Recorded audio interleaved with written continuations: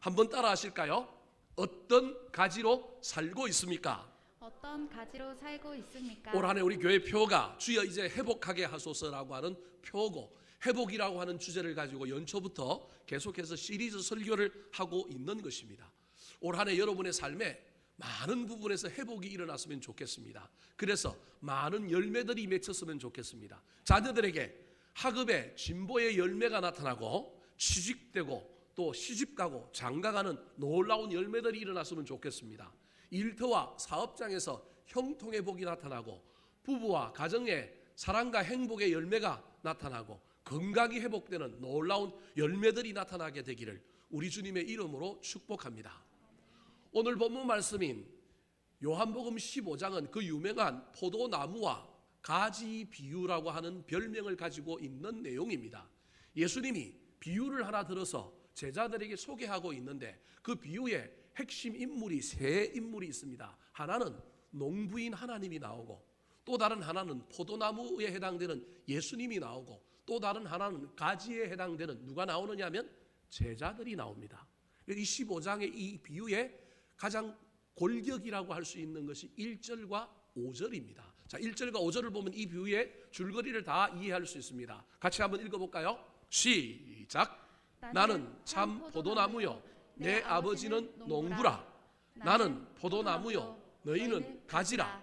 그가 내 안에 내가 그 안에 거하면 사람이 열매를 많이 맺나니 나를 떠나서는 너희가 아무것도 할 수 없음이라.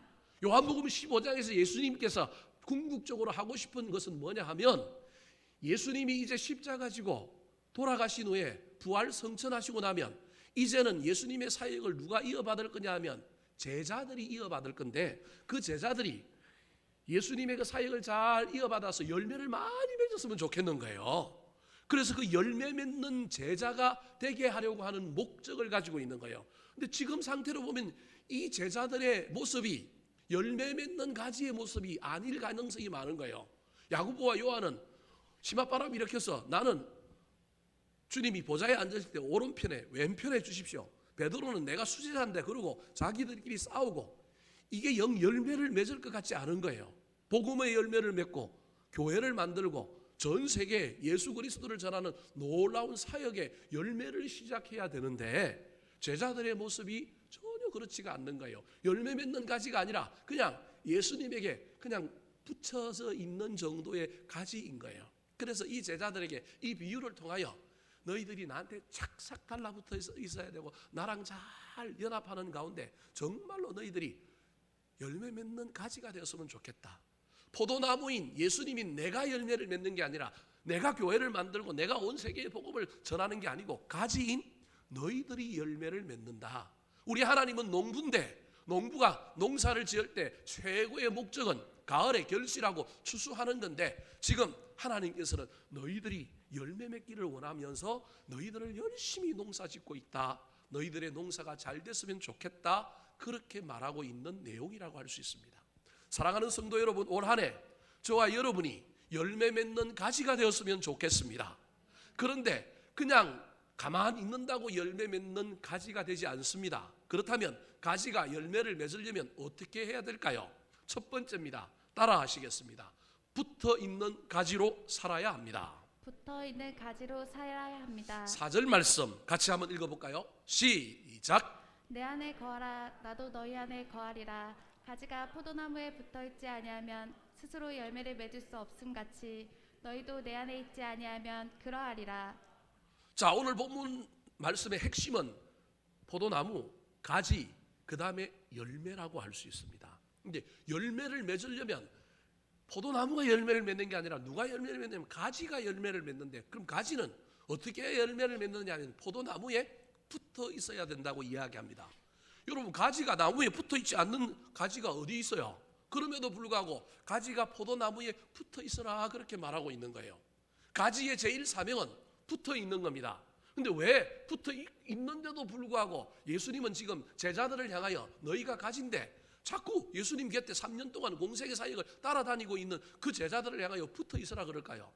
저와 여러분이 예수를 믿고 신앙생활을 하고 있는데 왜 이영기 목사는 하나님의 성령의 감동함을 받아서 1월 둘째 주에 교인들을 향하여 붙어 있음에 대한 설교를 할까요?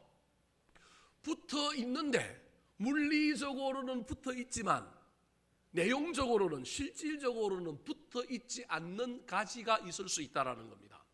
코로나19로 말미암아 대면 예배를 못 드리기 때문에 많은 사람들이 가정에서 예배를 드립니다. 언뜻 보면 그 사람들은 붙어 있는 가지가 아닌 것처럼 보일 수 있습니다. 여러분 오해하면 안 됩니다. 붙어 있는 가지가 아닐 수 있는 게 아닙니다. 우리는 현장에서 예배를 드리고 있으니까 붙어 있는 가지처럼 보입니다.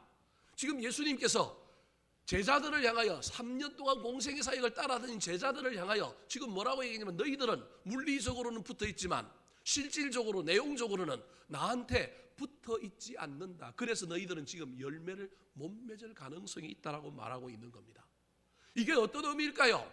시편 1편 3절에 보면 복 있는 사람에 대한 소개를 하면서 복 있는 사람의 또 다른 모습을 나무에 비유하면서 뭐라고 얘기하고 있냐면 시냇가에 심은 나무라고 말하고 있습니다. 그 시냇가에 심은 나무가 철을 따라 가실 열매를 맺고 그 잎사귀가 마르지 않는다 그렇게 이야기합니다. 그러면 여러분 나무가 시냇가에 심어 있으면 무조건 가시를 맺고 무조건 철을 따라 그 잎이 무성할까요? 시냇가에 심은 나무라고 하는 이 이야기 속에는 그냥 심겨져 있기 때문에 자연스럽게 열매를 맺고 심겨져 있기 때문에 잎이 푸른 것이 아니라 그 나무가 뿌리 속에서 강압성과 어떤 활동들을 통하여 시내에 있는 물을 미네랄을 영양분을 공급받았기 때문에 시냇가에 심어 있다라고 하는 의미 속에는 그 의미가 들어있기 때문에 그 나무는 철을 따라 뭘 맺느냐 하면 열매를 맺는 겁니다. 예수님께서 제자들이 예수님께 붙어 있는데 3년 동안 있는데 예수님에게 영양분을 받지 않는 것 같아요. 영적으로 주님으로부터 영양분을 공급받고 수분을 공급받아야 되는데 그러지 않고 그냥 붙어만 있는 것처럼 보이는 거예요. 그렇게 붙어 있다가는 어떻게 된다고 얘기할까요? 오늘 본문 2절 말씀에 아무런 합성활동, 생명활동을 하지 않고 영양분을 공급받지 않고 붙어만 있는 것은 붙어 있는 것이 아니라 그건 장차 제하여 버리겠다고 이야기합니다. 2절 말씀 같이 한번 읽어볼까요? 시작. 물은 내게 붙어 있어 열매를 맺지 아니하는 가지는 아버지께서 그것을 제거해 버리시고 물은 열매를 맺는 가지는 더 열매를 맺게 하려 하여 그것을 깨끗하게 하시느니라. 자, 붙어 있는 열매인데 붙어 있는 가지인데 뭘 안 맺어요? 열매를 안 맺는 거예요. 그 말은 공급을 안 받는 거예요.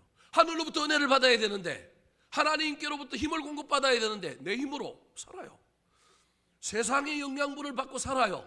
그런데 붙어 있기는 물리적으로는 현상적으로는 신앙 안에 하나님 안에 붙어 있는 것처럼 보이는 거예요.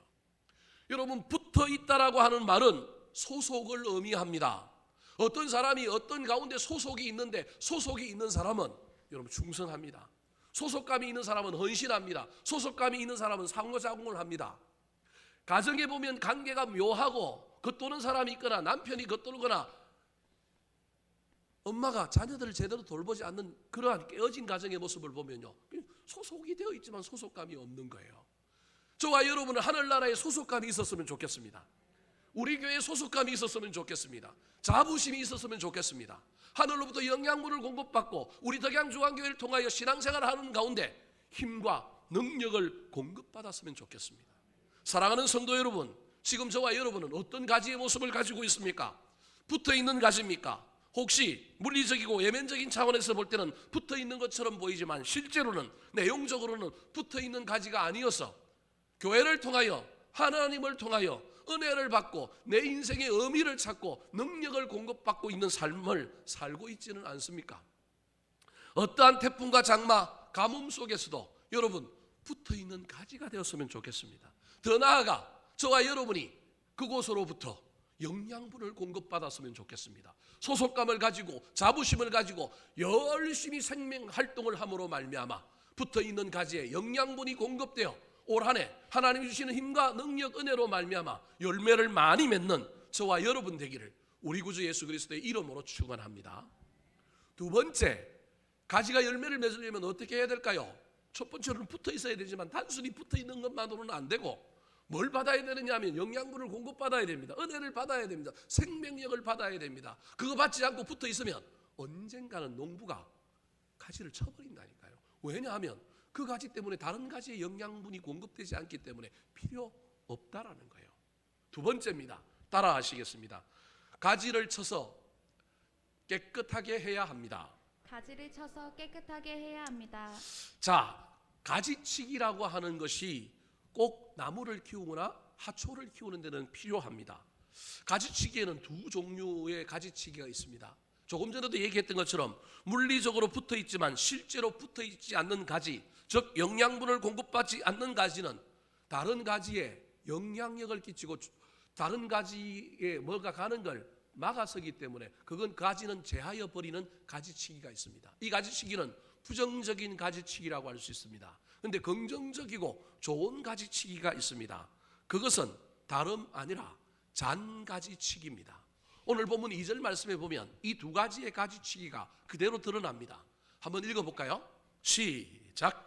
물은 내게 붙어 있어 열매를 맺지 아니하는 가지는 아버지께서 그것을 제거해 버리시고 물은 열매를 맺는 가지는 더 열매를 맺게 하려 하여 그것을 깨끗하게 하시느니라. 자, 저 하얀 글씨는 첫 번째 부정적인 가지치기고요. 저 노란 글씨는 두 번째 긍정적인 가지치기예요. 첫 번째 하얀색에 있는 저 가지는 붙어 있는데 열매를 안 맺어. 영양분을 공급을 안 받아요. 그래서 더 이상 놔둘 필요가 없어서 저거는 그냥 농부가 제하여 버리는 거예요. 근데 두 번째 가지치기는 열매를 맺는 가지예요. 무릇 열매를 맺는 가지는 그렇게 시작해요. 근데 그 가지는 열매를 더 맺게 하려고 그 가지에 잔가지를 친다라는 거예요. 그것을 깨끗하게 하시느니라. 사랑하는 성도 여러분, 지난해 코로나19의 어려운 가운데서 하나님께서 여러분의 사업에 복을 주셨습니까? 여러분 열매 맺은 사람입니다. 신앙의 열매가 있습니까? 자녀들에게 많은 열매가 있었습니까? 올해 열매를 더 맺고 싶습니까? 그러면 잔가지를 치시기 바랍니다. 저와 여러분의 삶에 이 잔가지를 쳐야 합니다. 여기 혹시 포도원 가수원집 아들이나 딸이 있습니까? 포도 농사를 짓는 사람들 집에 가보면요, 여러분 땔감을 뭘로 쓸까요? 예, 가지 가지고 땔감 씁니다. 포도 농사를 짓는 사람은요, 가지를 얼마나 많이 치는지 모릅니다. 수두룩 빽빽합니다.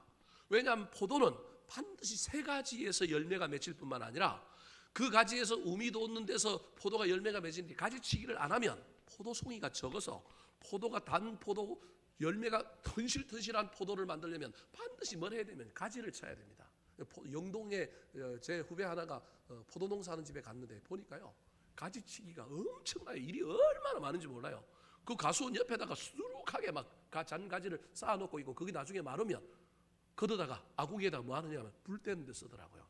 근데 재미난 건 살려놓은 가지, 이제 열매 맺으려고 다른 가지는 다 치고 난 다음에 살려놓은 가지에도 뭘 치느냐 하면 잔가지를 쳐줘야 거기서 뭐가 나오느냐 하면 um이 돋는 겁니다. 사랑하는 성도 여러분, 올 한 해 이미 저와 여러분 붙어있는 가지로서 작년도에 하나님께서 은혜를 주셔서 열매를 맺었다고 한다면 올 한 해 더 많은 열매를 맺었으면 좋겠습니다. 그러려면 저와 여러분이 뭘 해야 되느냐 하면 잔가지를 쳐야 합니다. 거룩과 절제의 삶을 살도록 나는 원하고 내가 좋아하는 일이지만 하나님이 기뻐하지 않고 하나님이 원하지 않는 일이라고 한다면 그것이 습관이든 그것이 가치든 그것이 그 어떤 것이든 저와 여러분이 이 잔가지를 발견하고 이 잔가지를 결단하고 제하여 버리는 놀라운 일들이 일어났으면 좋겠습니다. 한 해 동안 기도하는 가운데 하나님, 내 인생의 잔가지는 무엇입니까? 내가 바꿔야 할 가치, 내가 내 마음대로 잘 안 되는 습관, 성품, 이 잔가지들을 깨닫게 해 주십시오. 그래서 내가 이 잔가지를 칠 테니 이번에 더 많은 열매를 맺게 해 주십시오. 우리 주님께 기도하며 나아갔으면 좋겠습니다. 미켈란젤로라고 하는 서양의 유명한 화가가 있습니다. 이 사람은 조각도 아주 잘하는 사람인데요, 어느 날 이 사람이 채석장에 가서 대리석 하나를 사왔습니다. 그리고 그 대리석을 가지고 막 쪼기 시작하는 겁니다. 지나가는 사람들이 금방 뭐가 나올 줄 알고 쳐다보고 있는데, 아니 뭐 하루 이틀 사흘 지났는데도 작업이 끝나지 않고 계속 뭔지 모르는 정을 가지고 계속 이렇게 다듬기만 하는 겁니다. 한 달이 지나고 두 달이 지나고 지나가는 사람들마다 혀를 쩌쩌찹니다. 좀 뭐 하는 짓이야? 도대체 뭐 하는 거야? 사람들이 전부 뭐 저 쓸데없는 짓을 한다고 전부 뭐 코웃음을 치고 비웃음을 치면서 그렇게 지나갔습니다. 그런데요, 6개월, 7개월, 8개월이 지나니까 뭔가가 그럴싸한 모습이 쫙 나타나기 시작하는 거예요. 그동안 사람들이 지나다니면서 얼마나 욕을 했는지 모릅니다. 시잘데없는 일, 돈도 안 되는 일, 저 아무것도 안 되는 일을 저렇게 열심히 하고 있냐고 그랬는데 9개월이 딱 되니까 어렴풋하게 형상 하나가 나타나는데 천사의 형상이 나타나는 거예요. 그리고 1년 후에 그가 정말로 아름답고 멋진 천사상을 딱 만들어서 집 앞에 딱 세워놓았습니다. 지나가는 사람들이 그 아름다운 천사상을 볼 때마다 마음이 너무 기쁜 거예요. 웃음꽃이 피는 거예요. 그래서 미켈란젤로를 향하여 칭찬하고 축복합니다. 처음에 비난하고 그렇게 비웃었던 노인 하나가 너무 부끄러워갖고, 야, 어떻게 1년 동안 이 일을 할 수 있느냐, 도대체 너 무슨 마음으로 이 일을 했느냐 그랬더니 이 미켈란젤로가 뭐라고 얘기하느냐 하면, 나는 첫날 채석장에 가서 대리석을 딱 보는 순간 그 대리석 돌 안에 갇혀있는 천사의 모습이 보였습니다. 일반 사람들 눈에는 아무것도 안 보였지만 그 안에 작품이 이미 보인 겁니다. 그래서 그는 그 작품, 그 안에 갇혀있는 천사를 해방시켜주기 위하여 불필요한 것들을 하나씩 없앴더니 나중에 멋진 천사상이 만들어졌습니다. 사랑하는 성도 여러분, 저와 여러분 안에는 우리 하나님의 작품이 숨겨져 있습니다. 이 작품들을 죄와 습관과 다른 어떤 것들이, 잔가지들이 우리를 가로막고 있을지도 모릅니다. 올 한 해 이 가지들을 다 쳐버렸으면 좋겠습니다.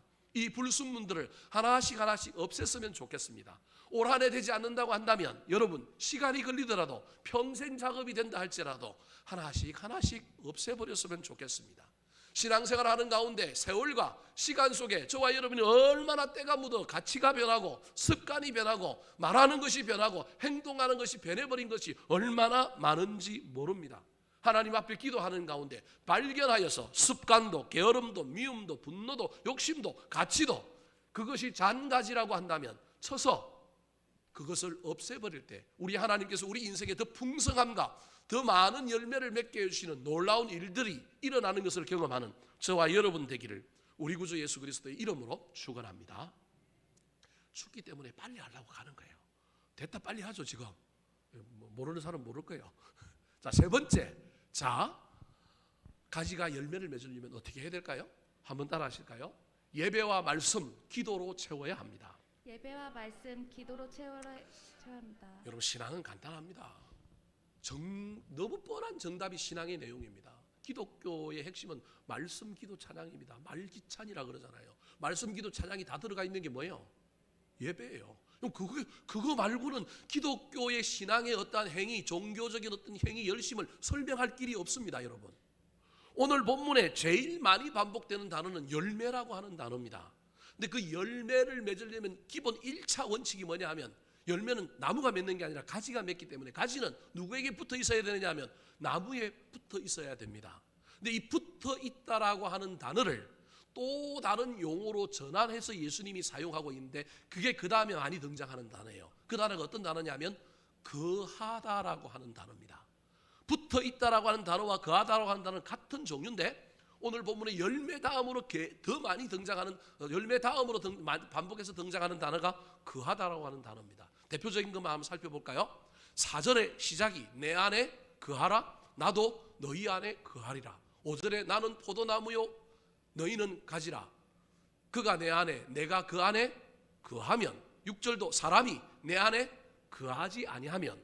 4절에는 붙어있다와 거하다라고 한 말이 동시에 등장하다가 5절부터는 붙어있다라고 하는 단어는 내려놓고 이걸 전환시켜서 무슨 단어로 쓰고 있냐 하면 거하다라고 하는 단어로 쓰고 있는 거예요.